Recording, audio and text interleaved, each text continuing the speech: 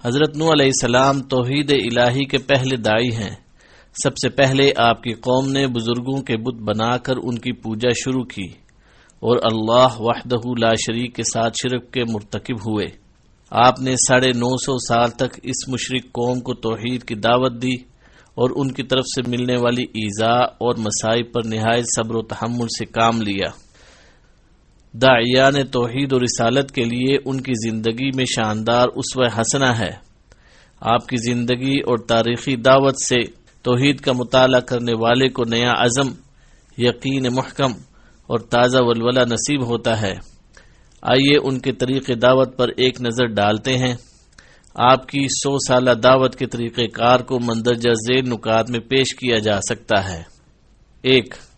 ایک مدت تک دعوت کو خفیہ رکھنا اور پھر علانیہ دعوت دینا، جیسا کہ ارشاد ہے۔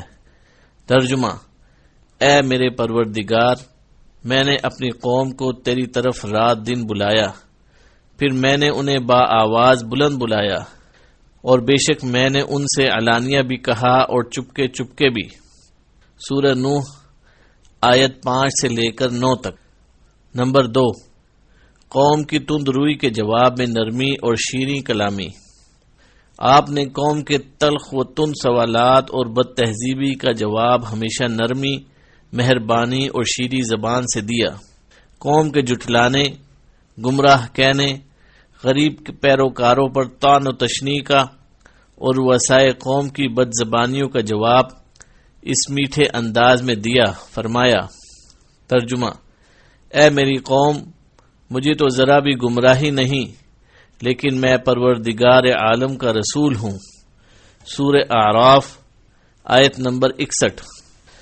نمبر 3، راہ حق میں آنے والی مشکلات اور استہزاء کرنے والوں کی پرواہ نہ کرنا۔ آپ نے اپنے طویل عرصہ دعوت و ارشاد میں کبھی مخالفین کی کثرت اور ان کے تمسخر اور ایذاؤں کی پرواہ نہیں کی، بلکہ قلیل ساتھیوں کے باوجود اپنا مشن دن رات جاری رکھا، اور کبھی بھی آپ کے پایہ ثبات میں لغزش نہ آئی۔ نمبر 4، قوم کو اللہ تعالی کی نعمتوں اور احسانات کی یاد دہانی۔ آپ نے قوم کو اللہ تعالی کی بے شمار نعمتوں اور بے پناہ احسانات کی یاد دلائی، تاکہ وہ پروردگار پر ایمان لے آئیں اور اس کے شکر گزار بندے بن جائیں۔ آپ نے قوم سے فرمایا: ترجمہ: اللہ تعالی نے تمہارے لیے زمین کو فرش بنا دیا ہے۔ سورہ نوح آیت نمبر 19۔ لہذا اگر تم اپنے پروردگار پر ایمان لے آؤ گے اور اپنے تراشیدہ بتوں کو ترک کر دو گے تو وہ مالک تمہیں مال و اولاد میں بے پناہ برکت دے گا اور تمہاری قحط زدہ زمین پھر سے سرسبز ہو جائے گی۔ نمبر 5، راہ حق میں بیوی اور بیٹے کی جدائی کا غم برداشت کرنا۔ آپ کی انتھک محنت اور بے مثال دعوت و ارشاد کے باوجود آپ کی بیوی اور بیٹا ایمان نہ لائے، اور بالآخر آپ کی آنکھوں کے سامنے کافروں کے ساتھ غرقاب ہو گئے۔ آپ نے یہ دکھ بھی نہایت حوصلے اور پامردی سے برداشت کیا۔ اس طرح آپ تا قیامت آنے والے داعیان حق کے لیے راہ حق میں آنے والے مصائب پر صبر و تحمل کا انمول اسوہ چھوڑ گئے۔ حضرت نوح علیہ السلام کے قصے میں قرآن مجید نے متعدد علمی اور سائنسی علوم کی نقاب کشائی کی ہے، جن کی تصدیق آج کے جدید علوم اور تحقیقات سے ہو رہی ہے۔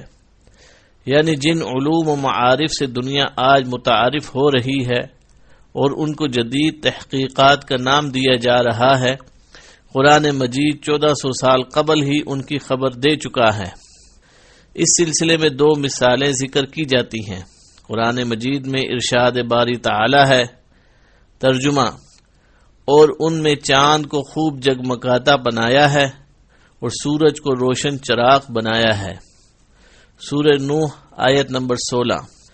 اللہ تعالی نے اس ارشاد مبارک میں سورج کو دہکتے ہوئے روشن چراغ سے تشبیہ دی ہے، یعنی ایسا چراغ جو تیل وغیرہ سے جلایا جائے اور وہ ایک شعلے سے جلے۔ ایسے چراغ کی روشنی ذاتی ہوتی ہے۔ جدید سائنس کی تحقیقات نے ثابت کیا ہے کہ سورج شعلہ زن گیسوں کا مجموعہ ہے، اس کی روشنی اور طاقت کا سرچشمہ اس کی سطح کے اندر ہونے والے ایٹمی دھماکے ہیں۔ اس طرح آج کا جدید علم قرآنی علوم ہی کی حقانیت پر مہر تصدیق ثبت کر رہا ہے کہ سورج ایک شعلہ زن چراغ ہے جس کی روشنی داخلی دھماکوں کی وجہ سے ہے۔ دوسری طرف اللہ تعالی نے چاند کو نور کہا ہے، یعنی وہ ایک غیر روشن ڈھیر ہے جو روشنی دوسروں سے حاصل کر کے منور ہوتا ہے۔ آج کی سائنس اسی بات کا اقرار کر رہی ہے کہ چاند خود روشن نہیں ہے بلکہ یہ سورج سے روشنی حاصل کرتا ہے۔ اسی طرح ارشاد ربانی ہے، واللہ انبتکم من الارض نباتا، اور تم کو زمین سے ایک خاص اہتمام سے اگایا، پیدا کیا ہے۔ اس آیت کریمہ میں اللہ تعالی نے یہ اعلان فرمایا ہے کہ اس نے بنی آدم کو زمین سے پیدا کیا اور اس کی زندگی کا انحصار زمین سے اگنے والی نباتات پر ہے۔ ڈاکٹر توسون کنچ اپنی کتاب الماء معجز الطبیعہ میں کہتے ہیں کہ ماہرین حیاتیات اس بات پر متفق ہیں کہ تمام حیوانات کے زندہ رہنے کے لیے زمینی نباتات ضروری ہیں، اس لیے تمام حیوانات نباتات کھا کر یا ان حیوانات کو کھا کر زندہ ہیں جو نباتات کھاتے ہیں۔ مثلا اگر انسان مچھلی کھاتا ہے تو وہ مچھلی اپنے سے چھوٹی مچھلیوں اور دیگر ننھے منھے کیڑے کھا کر زندہ تھی، جبکہ وہ چھوٹی مچھلیاں اور کیڑے مکوڑے زمینی نباتات کھا کر زندہ تھے۔ اس طرح ہر جاندار کی اصل خوراک بالآخر نباتات ہی نکلتی ہے۔ یوں قرآن کریم نے انسانی خوراک کا منبع 1400 سال پہلے بیان کر دیا تھا، جبکہ سائنس آج اس کا اقرار کر رہی ہے۔ والحمد للہ علی ذالک۔ نوح علیہ السلام کے قصے سے ان کے معاشرے کے طبقاتی نظام کا علم حاصل ہوتا ہے۔ ایک طبقہ امراء، رؤساء اور غنی لوگوں کا ہے، جبکہ دوسرا طبقہ غرباء و مساکین اور محنت مشقت کرنے والوں کا ہے۔ امراء کا طبقہ اپنے مال و دولت اور دنیاوی شان و شوکت کی وجہ سے حق کو قبول کرنے سے گریزا رہتا ہے اور خیال کرتا ہے کہ جس دین کو ہمارے معاشرے کے حقیر، کمتر اور غریب لوگ قبول کریں وہ ہرگز بہتر نہیں ہو سکتا، جبکہ غرباء اپنی فطرتی خوبیوں کے باعث ہمیشہ حق کو قبول کرنے میں پہل کرتے ہیں۔ نوح علیہ السلام کی قوم کے رؤساء کو غرباء کے ساتھ ایمان قبول کرنے میں معاشرتی سبکی محسوس ہوتی تھی، اس لیے وہ اس نعمت جلیلہ سے محروم رہ گئے اور غریب اس راز کو پا گئے کہ عزت و شان اور اعلی مقام و مرتبہ اسی کا ہے۔ نوح علیہ السلام کے دور کی طبقاتی کشمکش آج بھی عروج پر ہے، لہذا آج بھی ایسے رؤساء کی کمی نہیں جو غرباء کے ساتھ اسلامی محافل میں شرکت کو اپنی توہین سمجھتے ہیں۔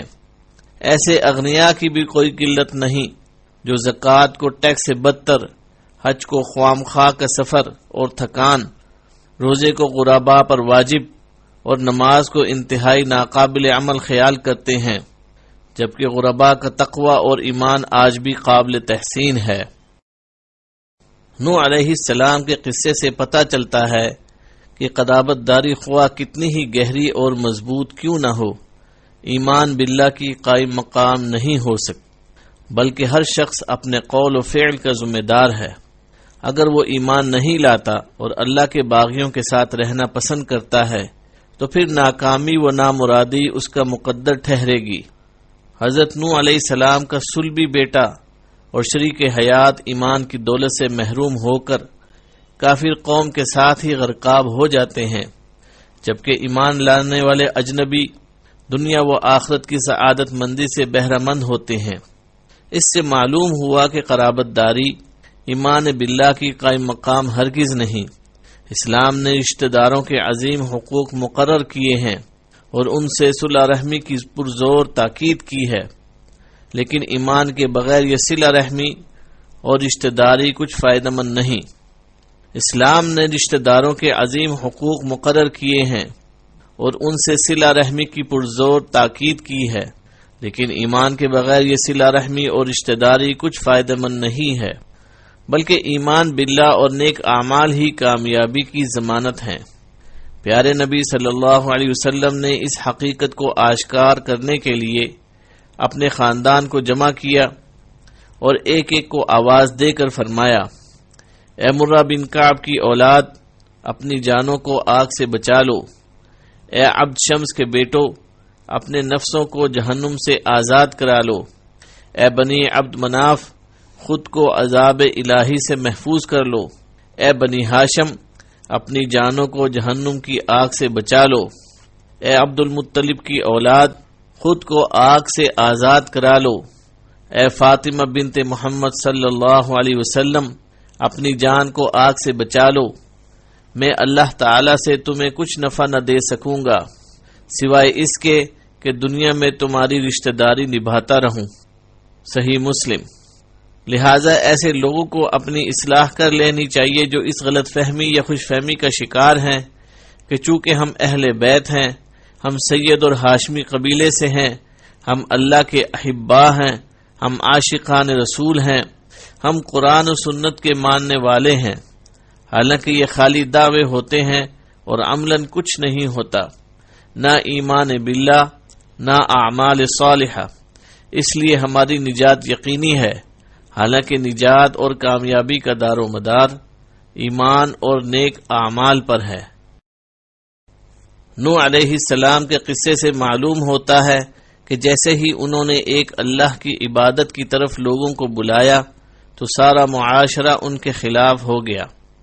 امراء اور وسائے قوم ان کے دشمن بن گئے اور آپ کو طرح طرح کی اذیتیں اور تکلیفیں پہنچانا شروع کر دیں۔ حق بات کو قبول کرنے والوں کو اذیت دینا اور ان پر عرصہ حیات تنگ کرنا امراء اور ان کے چیلوں کا محبوب مشغلہ بن گیا۔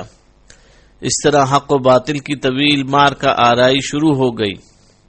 لہذا اس قصے میں یہ حقیقت بیان کی گئی ہے کہ داعیان حق کو میدان دعوت و ارشاد میں پیش آنے والی مشکلات کا سامنا خندہ پیشانی سے کرنا چاہیے، اس راہ میں ملنے والی تکالیف کو صبر و تحمل سے برداشت کرنا چاہیے اور اپنے مشن کو مکمل ولولے اور عزم سے جاری رکھنا چاہیے، کیونکہ حق و باطل کی یہ مار کا آرائی ازل سے شروع ہوئی اور ابد تک رہے گی۔ جب تک آدم علیہ السلام کے حق کو بیٹے زندہ ہیں، ابلیس کے کارندوں سے یہ مار کا جاری رہے گا۔ اس لیے دعوت و توحید کا کارواں رکنا نہیں چاہیے، تھمنا نہیں چاہیے، بلکہ اس کارواں کو اپنے رہبر و رہنما جد انبیاء نوح علیہ السلام کے اسوہ مبارک سے ہمیشہ رہنمائی لیتے رہنا چاہیے، جو عظیم حوصلے، صبر و تحمل، استقامت و استقلال اور عزم و ثبات سے عبارت ہے۔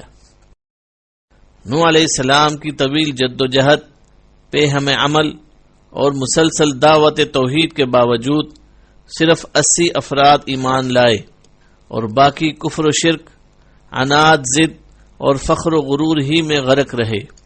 اس مبارک جد و جہد اور دن رات کی محنت شاقہ کے باوجود اتنے کم افراد کا ایمان لانا داعیان توحید کے لیے ہرگز پریشانی کا باعث نہیں ہے۔ ان سے نہ ان کے حوصلے پست ہوتے ہیں اور نہ ان کا عزم ماند پڑتا ہے، بلکہ ان کی ہمتیں جوا رہتی ہیں اور وہ ہمیشہ ایک نئے ولولے اور امنگ سے اپنا مشن جاری رکھتے ہیں، کیونکہ ان کی تسلی اور تشفی کے لیے ان کے رب نے بڑا شاندار اہتمام فرمایا ہے۔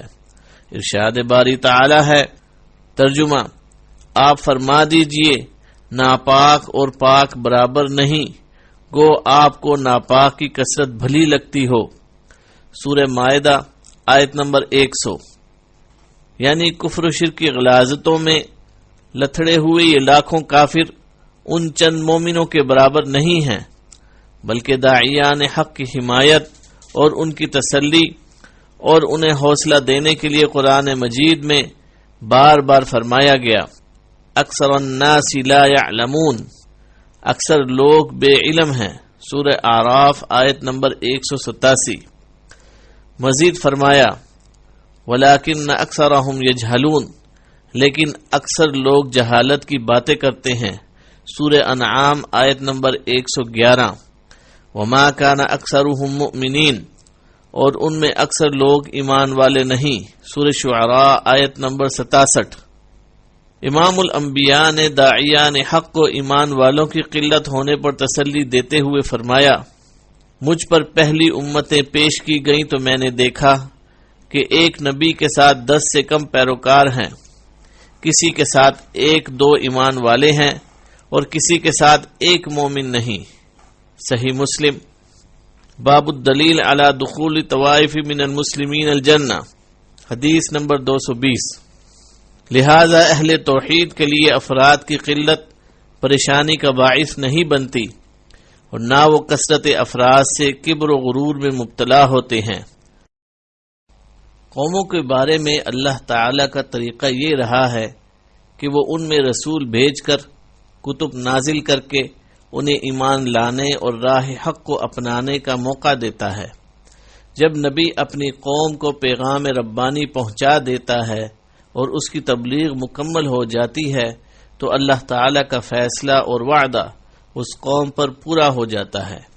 جب تک مومن قوم میں موجود رہتے ہیں ان کی مہلت باقی رہتی ہے، لیکن جیسے ہی معاشرہ صالح لوگوں سے خالی ہو جاتا ہے، بد کردار اور گناہ گاروں پر عذاب الہی آ جاتا ہے، جیسا کہ حضرت نوح علیہ السلام کی قوم کے ساتھ بھی ہوا۔ نوح علیہ السلام مومنوں کو لے کر کشتی میں سوار ہو کر بستی سے نکل گئے تو باقی لوگ غرقاب کر دیے گئے۔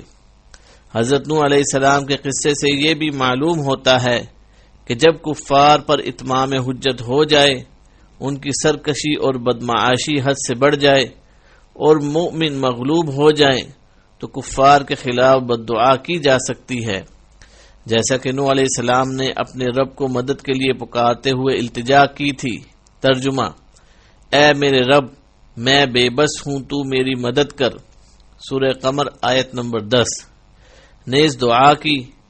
ترجمہ: اے میرے رب، تو روئے زمین پر کسی کافر کو رہنے سہنے والا نہ چھوڑ، اگر تو انہیں چھوڑ دے گا تو یقیناً یہ تیرے اور بندوں کو بھی گمراہ کر دیں گے اور یہ کافر اور ڈھیٹ کافروں ہی کو جنم دیں گے۔ نبی اکرم صلی اللہ علیہ وسلم نے امت محمدیہ کو کفار کے غلبے اور ان کے شر کے عروج پر دعائے قنوت نازلہ مانگنے کا حکم دیا ہے۔ خود بھی ایسے حالات میں قنوت نازلہ پڑھی جیسے کہ قبیلہ مضر اور عقل پر بددعا فرمائی اور قریش کے سرداروں ربیعہ، شیبہ اور عتبہ پر بھی بددعا فرمائی تھی جب ان کی اذیتیں حد سے بڑھ گئی تھیں۔ نوح علیہ السلام کے قصے سے یہ سبق بھی ملتا ہے کہ اللہ تعالی اپنے مؤمن بندوں کی آزمائش بھی کرتا ہے، ان کے ایمان کا امتحان لیتا ہے اور ان کی ابتلا سے انہیں ایمان میں پختگی اور اعتماد و یقین عطا کرتا ہے۔ یہ امتحان کبھی انفرادی ہوتا ہے اور کبھی اجتماعی۔ ارشاد باری تعالی ہے۔ ترجمہ: یقیناً اس میں بڑی بڑی نشانیاں ہیں اور ہم بے شک آزمائش کرنے والے ہیں۔ سورہ مومنون آیت نمبر 30۔ مومنوں کی یہ آزمائش کئی طریقوں سے ہو سکتی ہے، جیسا کہ ارشاد باری تعالی ہے۔ ترجمہ: اور ہم کسی نہ کسی طرح تمہاری آزمائش ضرور کریں گے، دشمن کے ڈر سے، بھوک پیاس سے، مال و جان اور پھلوں کی کمی سے، اور ان صبر کرنے والوں کو خوشخبری دے دیجئے جنہیں جب کوئی مصیبت آتی ہے تو کہہ دیا کرتے ہیں کہ ہم تو خود اللہ تعالی کی ملکیت ہیں اور ہم اسی کی طرف لوٹنے والے ہیں۔ ان پر ان کے رب کی نوازشیں اور رحمتیں ہیں اور یہی لوگ ہدایت یافتہ ہیں۔ سورہ بقرہ آیت نمبر 155 تا 157۔ لہذا دعوت و ارشاد کے مقدس مشن سے منسلک افراد کو ہر آزمائش اور مشکل گھڑی میں اللہ تعالی کی خصوصی رحمتوں اور نوازشوں کی خوشخبری کو سامنے رکھنا چاہیے۔ اس سے ان کو نیا حوصلہ اور نئی ہمت میسر آئے گی۔ اس کے برعکس کفار کو اللہ تعالی مہلت دیتا ہے، وہ اپنے دنیاوی مال و دولت اور شان و شوکت میں مگن رہتے ہیں، حتیٰ کہ انہیں عذاب الہی چاروں طرف سے گھیر لیتا ہے اور وہ دنیا آخرت میں عظیم خسارے سے دوچار ہو جاتے ہیں۔ حضرت نوح علیہ السلام کا بیٹا آغوش نبوت میں پرورش پانے کے باوجود ایمان نہ لایا اور بالآخر عبرتناک انجام سے دوچار ہو گیا۔ اس سانحے کی گہرائی میں جائیں تو معلوم ہوتا ہے کہ یہ بری صحبت کا انجام بد تھا۔ آپ کا بیٹا کافروں کے ساتھ رہنے سہنے کی وجہ سے ایمان قبول نہ کر سکا اور کافروں کے عقائد و اعمال پر کاربند ہو گیا۔ ان کی بری صحبت اس کے لیے زہر قاتل ثابت ہوئی اور اس کا انجام ذلت و رسوائی کی صورت میں نکلا۔ لہذا ہمیں بری صحبت سے اجتناب کرنا چاہیے اور نیک لوگوں کی صحبت اختیار کرنی چاہیے۔ رسول اکرم صلی اللہ علیہ وسلم نے نیک لوگوں کی صحبت اختیار کرنے کی ترغیب دیتے ہوئے نیز برے لوگوں کی صحبت سے ڈراتے ہوئے درج ذیل خوبصورت مثال بیان فرمائی ہے۔ آپ نے فرمایا، نیک ساتھی اور برے ساتھی کی مثال کستوری بیچنے والے اور بٹی میں پھونکے مارنے والے کی سی ہے۔ کستوری بیچنے والا تمہیں تحفے میں خوشبو دے گا، تم اس سے خرید لو گے یا کم از کم تمہیں اس سے بہترین خوشبو آئے گی، جبکہ بھٹی میں پھونکے مارنے والا اور آگ جلانے والا یا تو تمہارے کپڑے جلائے گا یا تمہیں اس سے بدترین بو آئے گی۔ صحیح مسلم حدیث نمبر 2628۔ اس لیے نیک لوگوں سے تعلقات استوار کرنے چاہیے، جبکہ برے لوگوں کی محفل و مجلس سے کنارہ کشی اختیار کرنی چاہیے کہ اسی میں دین و دنیا کی عافیت مضمر ہے۔ دعوت حق کی کامیابی و کامرانی کے لیے صبر و ثبات، تحمل و برداشت اور استقلال و استقامت بنیادی شرط ہے۔ حضرت نوح علیہ السلام کی طویل جد و جہد سے داعیان حق کو راہ حق میں آنے والی مشکلات کا سامنا کرنے کے لیے نئی ہمت، نیا ولولہ اور نیا جذبہ ملتا ہے۔ لہذا داعیان توحید کو حالات کی ناسازی، راستے کی دشواری، ساتھیوں کی قلت اور تنگ دستی کو کبھی خاطر میں نہ لانا چاہیے، کیونکہ مؤمن جتنا بھی کمزور ہو، اس کا دشمن کتنا ہی مضبوط کیوں نہ ہو، بالآخر مؤمن کامیاب رہتا ہے اور کافر اپنے مہلک ہتھیاروں، کارگر چالوں اور بے پناہ وسائل کے باوجود ناکام و نامراد رہتا ہے۔ شرط صرف یہ ہے کہ مومن اپنے رب پر بھروسہ کر کے صبر کا دامن تھام کر راہ حق میں آنے والی مشکلات کے سامنے سینہ سپر ہو جائے، پھر اسے نصرت الہی حاصل ہوگی اور وہ اپنے دشمن پر حاوی ہوگا۔ ارشاد باری تعالی ہے، ترجمہ، اور ہم پر مؤمنوں کی مدد کرنا لازم ہے۔ سورہ روم آیت نمبر 47۔ کافر چونکہ نصرت باری تعالی سے محروم ہوتے ہیں، بلکہ عذاب ان کو گھیرے ہوئے ہوتا ہے، اس لیے ناکامی و ذلت ان کا مقدر بنتی ہے۔ اللہ تعالی کفار کی دنیا و آخرت میں بربادی کی خبر دیتے ہوئے فرماتا ہے، ترجمہ، پھر کافروں کو تو میں دنیا و آخرت میں سخت تر عذاب دوں گا اور ان کا کوئی مددگار نہ ہوگا۔ سورہ آل عمران آیت نمبر 56۔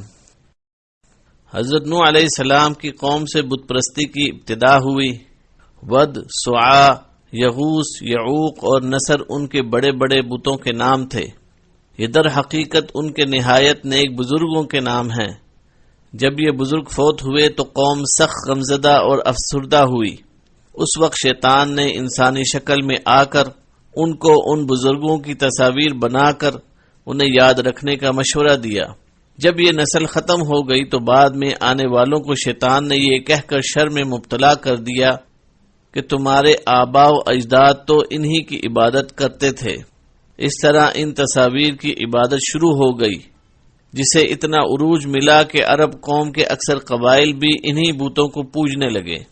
ان کے بارے میں ان کا عقیدہ یہ تھا کہ یہ بت انہیں روزی دیتے ہیں، مشکل کشائی کرتے ہیں، اولاد سے نوازتے ہیں اور ان کی حمایت و نصرت کرتے ہیں۔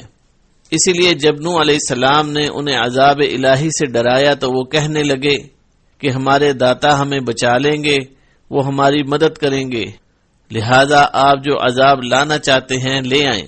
دوسری طرف امرائے قوم نے قوم کو حکم دیا، ترجمہ، تم ہرگز اپنے معبودوں کو نہ چھوڑنا، اور نہ ود اور سوا اور یغوث اور یعوق اور نصر کو چھوڑنا۔ سورہ نوح آیت نمبر 23۔ لیکن جب عذاب الہی آیا تو یہ لکڑی اور پتھر کے اندھے، بہرے، گونگے اور عقل و شعور سے عاری معبود ان کی کوئی مدد نہ کر سکے، بلکہ اپنی قوم کے ساتھ ہی غرقاب ہو گئے۔ ارشاد باری تعالی ہے، ترجمہ: چنانچہ ہم نے اسے اور اس کے ساتھیوں کو بھری ہوئی کشتی میں سوار کرا کر نجات دے دی، بعد ازاں باقی تمام لوگوں کو ہم نے ڈبو دیا۔ سورہ شعراء آیت نمبر 119 120۔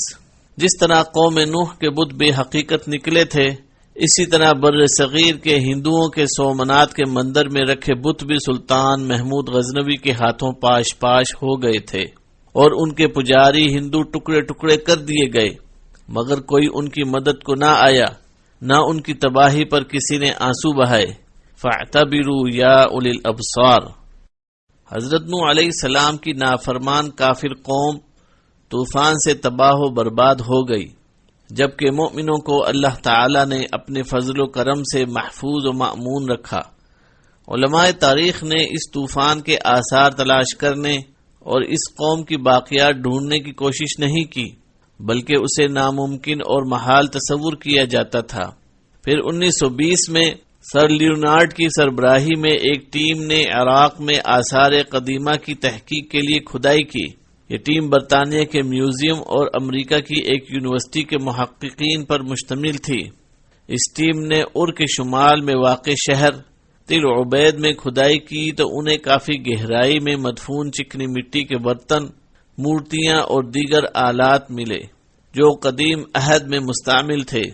لیبارٹری ٹیسٹ سے یہ بات سامنے آئی کہ اس مدفون ذخیرے کے اجزاء دریائے فرات کے وسطی علاقے سے پانی کے ساتھ بہہ کر اس جگہ منتقل ہوئے ہیں۔ اس سے معلوم ہوا کہ اس علاقے میں بہت پہلے کوئی زبردست طوفان آیا تھا۔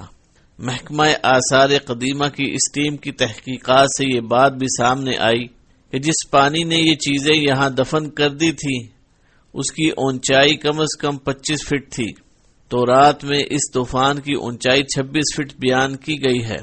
سر لیونارڈ کا یہ خیال بھی ہے کہ اس طوفان سے ساری دنیا تباہ نہیں ہوئی تھی، بلکہ یہ طوفان دجلہ اور فرات کی وادی میں آیا اور اس نے پہاڑوں اور صحرا کے درمیانی علاقے کو ملیامیٹ کر دیا۔